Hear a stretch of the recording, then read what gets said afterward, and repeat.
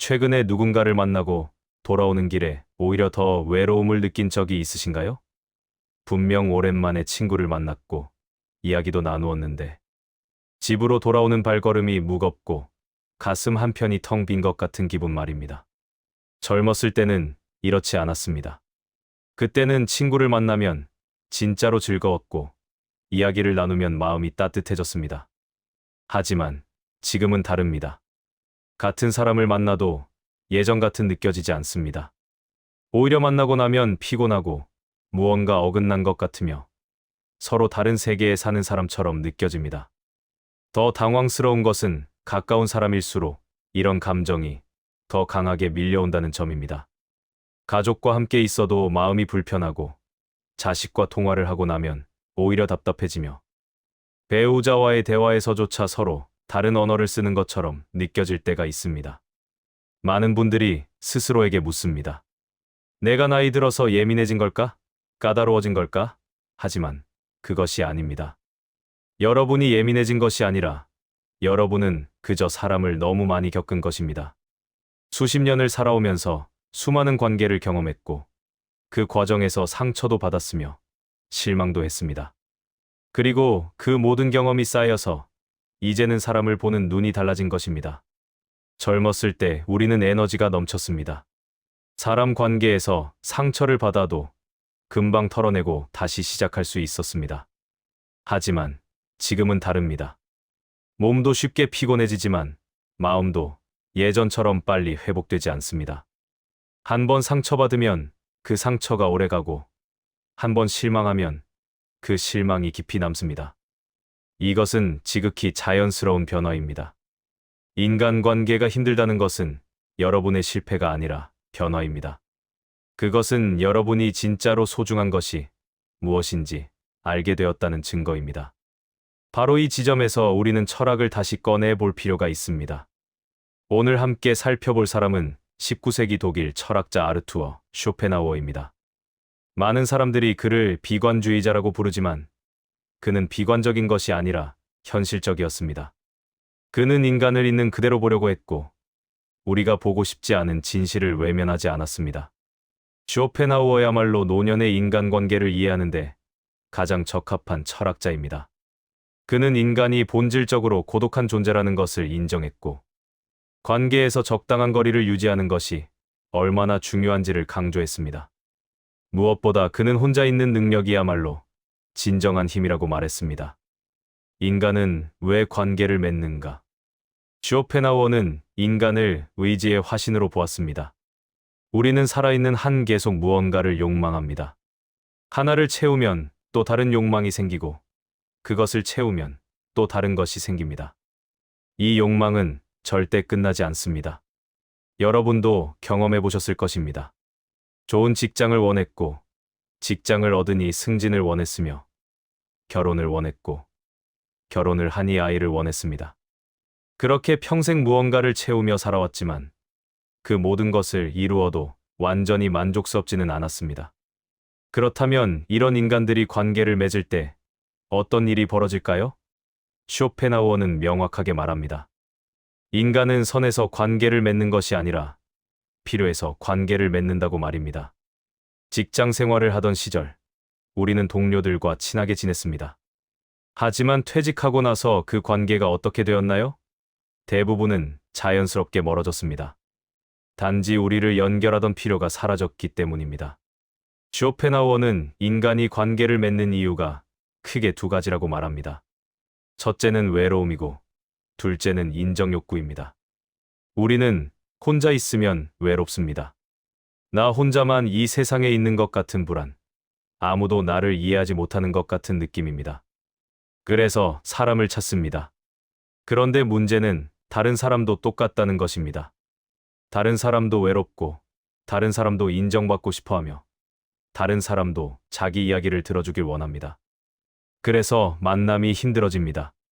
서로가 자기 외로움을 채우려고 하다 보니 정작 상대방의 외로움을 채워주지 못하게 됩니다.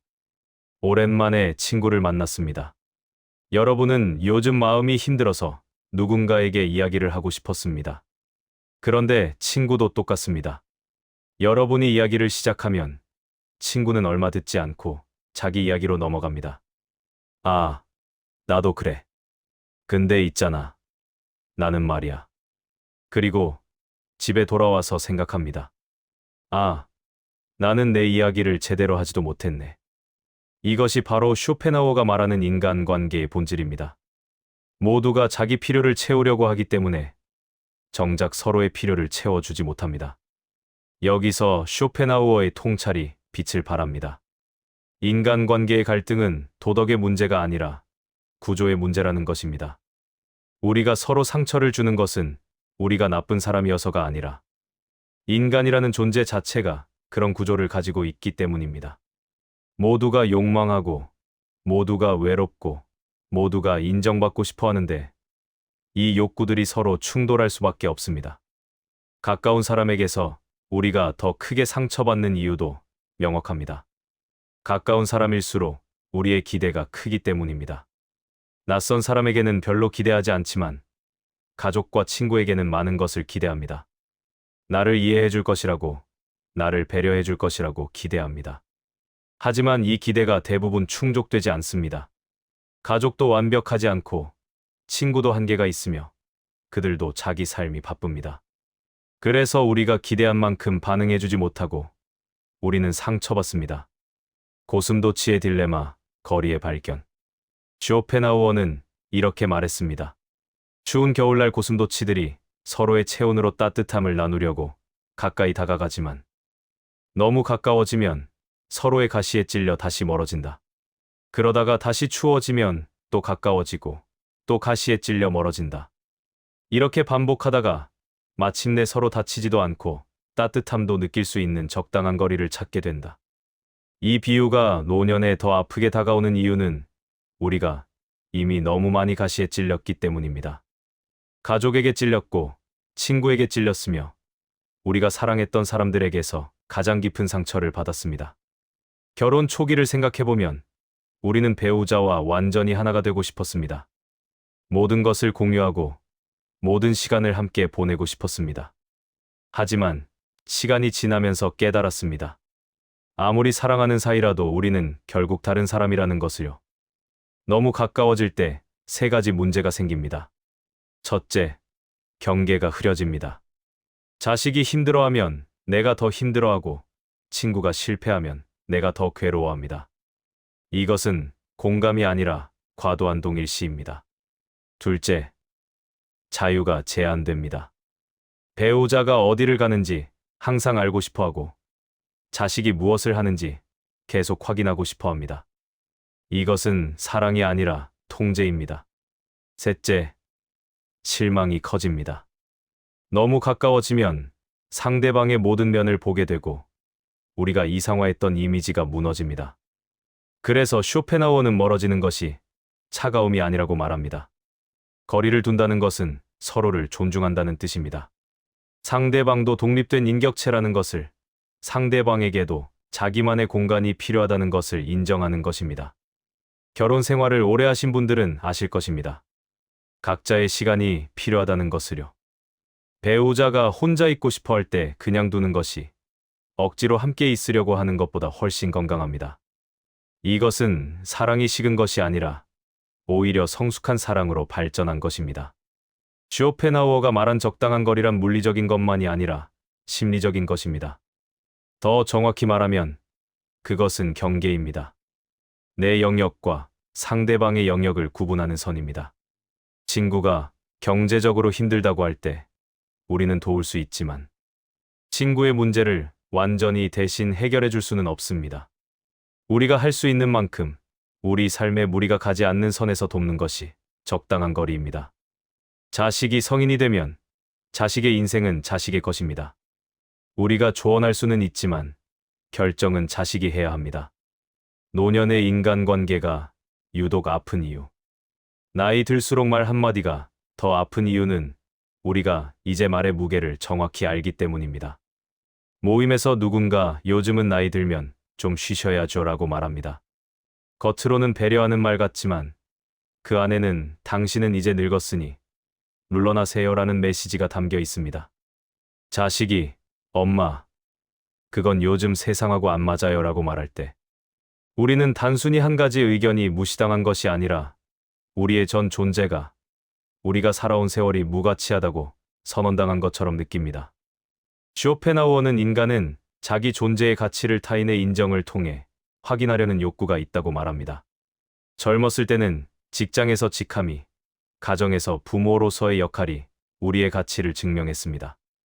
하지만 이 모든 것이 사라지면 우리는 묻습니다. 나는 지금 누구인가? 나는 무엇으로 가치를 증명할 수 있는가? 그래서 나이가 들수록 존중받고 싶다는 마음이 커지고 그 마음이 커질수록 상처도 더 깊어집니다. 또한 참아온 인생이 노년에 드러납니다. 우리는 평생 참고 살았습니다. 직장에서는 생계를 위해, 가정에서는 가족을 위해, 관계에서는 원만함을 위해 참았습니다.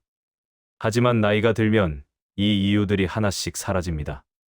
퇴직하고, 자녀가 독립하고, 사회적 관계가 줄어들면 우리가 평생 눌러왔던 감정들이 수면 위로 떠오릅니다. 마치 오랫동안 꽉 막혀있던 댐이 터지는 것과 같습니다. 특히 평생 착한 사람으로 살아온 분들에게 노년의 인간관계는 더욱 힘듭니다. 착한 사람은 평생 다른 사람을 먼저 생각하며 살았고 자기 것을 양보했으며 자기 감정을 뒤로 밀었습니다. 그렇게 살면 모든 사람이 나를 좋아하고 존중할 것이라고 믿었습니다. 하지만 현실은 그렇지 않습니다. 착한 사람은 때로 당연하게 여겨집니다. 저 사람은 원래 착하니까 해줄 거야. 그리고 한번 기대가 형성되면 그것을 충족하지 못했을 때 오히려 비난을 받습니다. 더 아픈 것은 역할이 사라진 뒤 남는 관계의 민낯입니다. 우리가 젊었을 때 맺었던 많은 관계는 사실 역할을 중심으로 형성되었습니다. 직장 동료, 자녀 학부모, 동네 이웃, 이 모든 관계는 특정한 역할과 상황을 공유하기 때문에 유지되었습니다. 하지만 그 역할이 사라지면 관계도 함께 사라집니다. 특히 부모 역할이 끝났을 때 많은 분들이 자녀와의 관계에서 어려움을 겪습니다. 자녀가 어릴 때는 우리를 필요로 했고 우리에게 의지했습니다. 하지만 이제 자녀는 우리 없이도 잘 살아갑니다. 우리는 그들 인생의 중심이 아니라 주변이 되었습니다. 쇼펜하우어는 가족 관계가 가장 어려워지는 구조적 이유를 명확히 지적합니다. 가족은 선택할 수 없는 관계라는 것입니다. 친구는 마음이 맞지 않으면 멀어질 수 있지만 가족은 아무리 안 맞아도 우리는 가족이라는 이름으로 묶여 있습니다. 부모는 자식에게 모든 것을 주었다고 생각하지만 자식은 그것을 부모의 선택이라고 생각하고 당연한 것으로 받아들입니다. 이 간극이 상처가 됩니다. 거리 조절, 노년의 생존 전략. 쇼펜하우어는 명확한 답을 제시합니다. 거리를 조절하라는 것입니다. 이것은 우리의 가장 소중한 자원을 지키기 위한 전략입니다. 그 자원은 바로 마음의 에너지입니다. 젊었을 때 우리에게는 에너지가 넘쳤습니다. 하지만 나이가 들면 모든 것이 달라집니다. 몸도 쉽게 피곤해지지만 마음의 에너지도 예전 같지 않습니다. 한번 소진되면 다시 채우기가 힘듭니다. 쇼펜하우어는 노년의 가장 큰 자원은 마음의 에너지라고 말합니다. 돈도 중요하고 건강도 중요하지만 마음의 평온함과 에너지를 잃으면 모든 것이 무의미해집니다. 그리고 이 에너지를 가장 많이 소비하는 것이 바로 인간관계입니다. 특정 사람을 만나고 나면 유독 피곤할 때가 있습니다. 몸이 아니라 마음이 피곤합니다. 그 사람과 있는 동안 계속 긴장해야 했고 말 한마디 한마디를 조심해야 했으며 감정을 억누르고 웃어야 했습니다. 더 심각한 것은 이런 감정 소모가 쌓이면 몸에도 영향을 미친다는 것입니다. 인간관계에서 오는 만성적인 스트레스는 우리 몸을 서서히 망가뜨립니다. 혈압이 올라가고 소화가 안 되며 잠을 제대로 자지 못합니다. 특히 노년에는 이런 영향이 더 큽니다. 젊었을 때는 몸이 회복력이 좋아서 스트레스를 견딜 수 있었지만 나이가 들면 회복력이 떨어집니다. 바로 여기서 쇼펜하우어의 통찰이 빛을 발합니다. 그는 우리에게 혼자 있는 힘의 중요성을 말합니다. 많은 사람들이 혼자 있는 것을 외로움과 동일시합니다. 하지만 외로움과 고독은 완전히 다릅니다. 외로움은 혼자 있고 싶지 않은데 혼자 있어야 하는 상태입니다. 하지만 고독은 혼자 있고 싶어서 혼자 있는 상태입니다. 선택한 단독이고 의도적인 거리며 자발적으로 즐기는 시간입니다. 쇼펜하우어는 혼자 있어도 불안하지 않은 사람이 진정으로 강한 사람이라고 말합니다. 왜냐하면 그런 사람은 자기 자신과 편안하게 지낼 수 있기 때문입니다. 자기 내면에 충분한 자원이 있어서 다른 사람이 없어도 지루하지 않고 외롭지 않으며 불안하지 않습니다. 이런 능력이야말로 노년에 가장 필요한 능력입니다. 왜냐하면 노년에는 어쩔 수 없이 혼자 있는 시간이 많아지기 때문입니다. 혼자 있는 힘을 기르려면 어떻게 해야 할까요? 첫째, 자기 자신과 친해져야 합니다. 우리는 평생 역할을 수행하며 살았기 때문에 역할이 없는 나 자신이 누구인지 모릅니다. 이제는 다른 사람의 기대가 아니라 내가 진짜로 원하는 것이 무엇인지 찾아야 합니다. 둘째, 자기만의 취미와 관심사를 개발해야 합니다. 독서, 글쓰기, 산책, 영상처럼 혼자서도 충분히 즐길 수 있는 것을 찾아야 합니다. 셋째, 침묵과 정적을 견디는 연습을 해야 합니다. 아무 소리도 없이, 아무 자극도 없이 그냥 조용히 있을 수 있는 능력이 진정한 내면의 힘입니다. 구체적으로 거리 조절을 어떻게 해야 할까요? 가장 먼저 관계의 우선순위를 정해야 합니다. 모든 관계를 똑같이 대할 수는 없습니다. 누구와 있을 때 편안한지, 누구와 있을 때 에너지를 얻는지 솔직하게 평가해야 합니다. 그리고 나를 지치게 하는 관계는 과감하게 줄여야 합니다. 거리를 둔다는 것은 관계를 끊는다는 의미가 아닙니다. 단지 만나는 횟수를 줄이고 연락하는 빈도를 낮추며 관여하는 정도를 조절하는 것입니다. 내려놓아야 할 세 가지 착각. 쇼펜하우어의 관점에서 볼 때 인간관계에서 우리가 반드시 내려놓아야 할 세 가지 착각이 있습니다. 첫 번째 착각은 모든 사람과 잘 지내야 한다는 생각입니다. 우리는 어릴 때부터 원만한 사람이 좋은 사람이라는 말을 들으며 자랐습니다. 하지만 쇼펜하우어는 명확히 말합니다. 모든 사람과 잘 지낼 수 없다고, 그리고 그럴 필요도 없다고 말입니다. 사람들은 본질적으로 다릅니다. 어떤 사람과는 자연스럽게 잘 맞지만 어떤 사람과는 아무리 노력해도 맞지 않습니다. 물과 기름이 섞이지 않는 것처럼 어떤 사람들은 섞이지 않습니다. 특히 나이가 들수록 시간과 에너지가 제한되어 있습니다. 나를 불편하게 만드는 사람과 억지로 관계를 유지할 이유가 없습니다. 두 번째 착각은 오래된 관계는 무조건 지켜야 한다는 믿음입니다.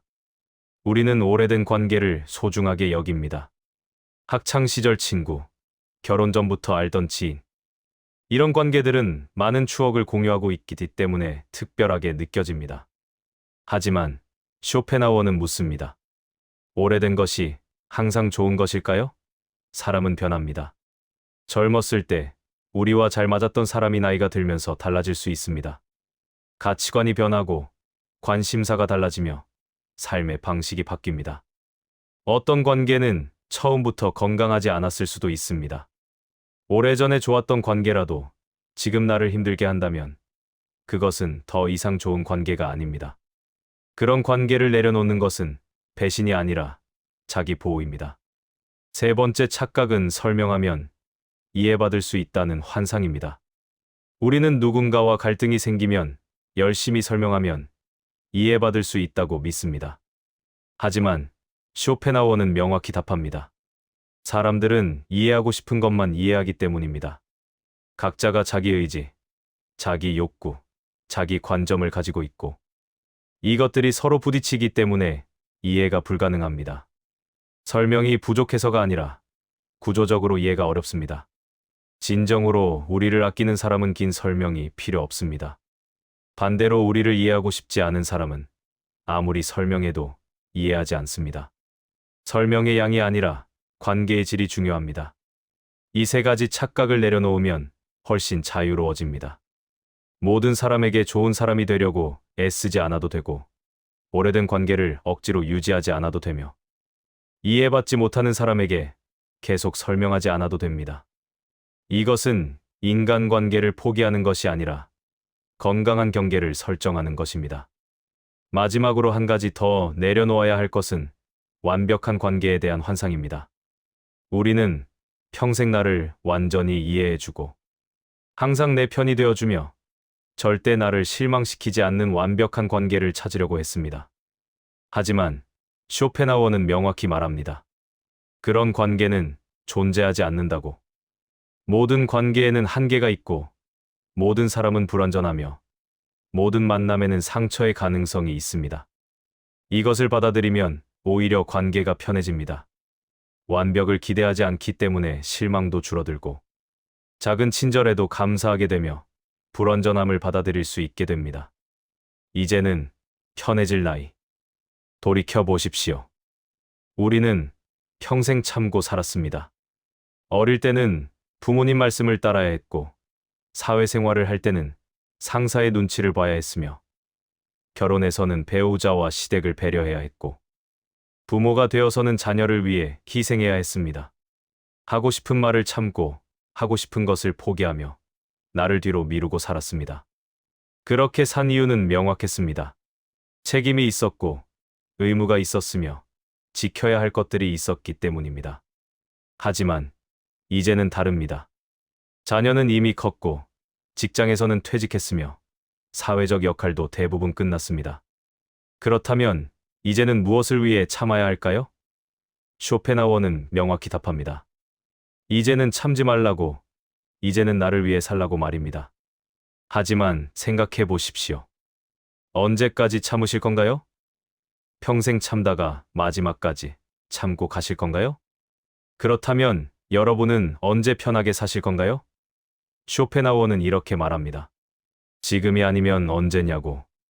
지금 이 순간이 여러분에게 남은 가장 젊은 순간이라고 말입니다. 모든 관계를 끝까지 책임질 필요는 없습니다. 우리가 평생 맺어온 모든 관계를 끝까지 유지한다는 것은 불가능합니다. 어떤 관계는 이미 그 역할을 다했고 어떤 관계는 우리를 힘들게만 합니다. 그런 관계를 끝까지 책임진다는 것은 책임감이 아니라 자기 학대입니다. 우리는 다른 사람에게 책임이 있지만 그보다 먼저 우리 자신에게 책임이 있습니다.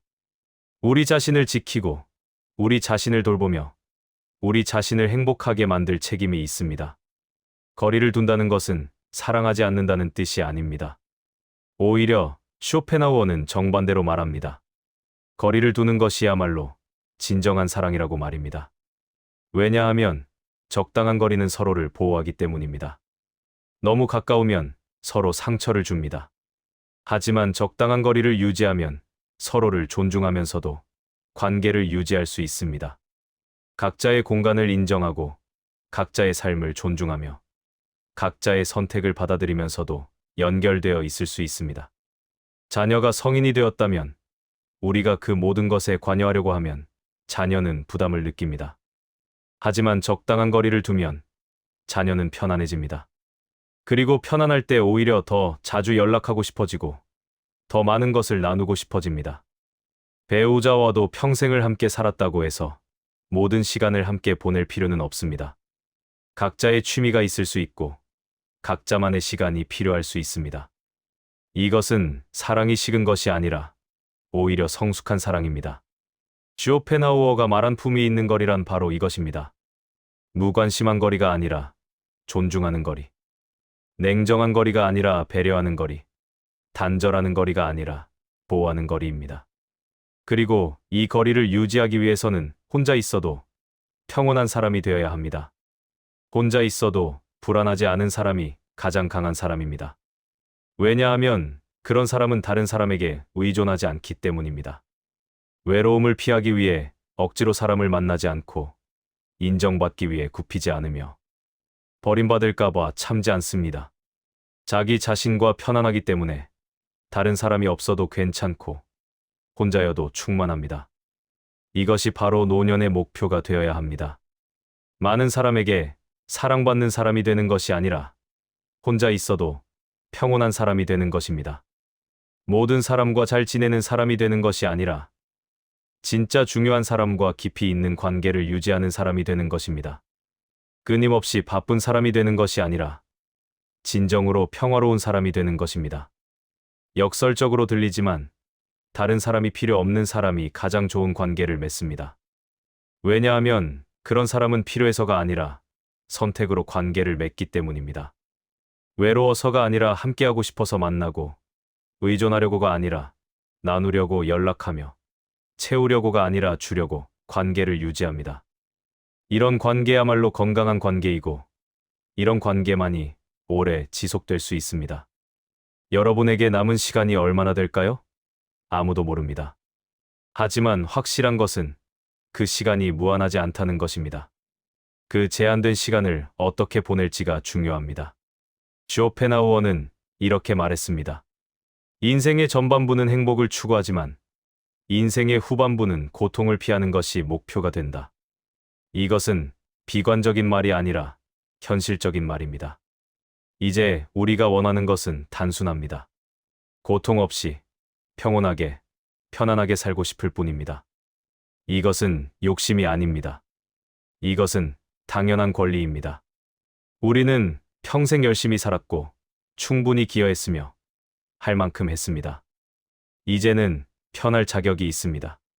이제는 쉴 권리가 있습니다. 이제는 나를 위해 살 때입니다. 이제는 참지 마십시오. 참아야 할 이유가 없습니다. 이제는 다른 사람의 눈치를 보지 마십시오. 그들의 평가가 여러분의 가치를 결정하지 않습니다.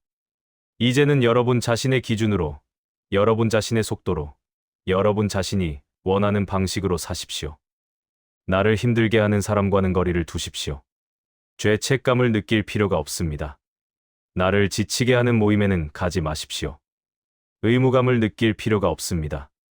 여러분은 이미 충분히 했습니다. 그리고 혼자 있는 시간을 두려워하지 마십시오. 혼자 있다는 것은 외롭다는 뜻이 아닙니다. 그것은 자유롭다는 뜻입니다. 아무에게도 설명할 필요 없이, 아무에게도 맞출 필요 없이 그냥 나 자신으로 있을 수 있는 시간입니다. 쇼펜하우어의 고슴도치들이 마침내 적당한 거리를 찾았듯이 여러분도 여러분만의 편안한 거리를 찾으시기를 바랍니다.